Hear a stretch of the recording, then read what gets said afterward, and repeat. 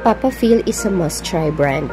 I have been trying their product for months now, and kita nyo naman medyo paubos na tong bottle ko ng 577.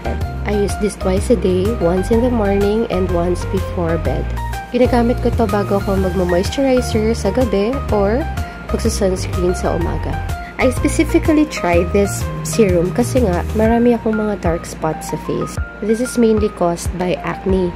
So marami talaga akong acne scars. But during the time na ginagamit ko to, I noticeably see na parang naglilighten nga talaga yung mga scars ko.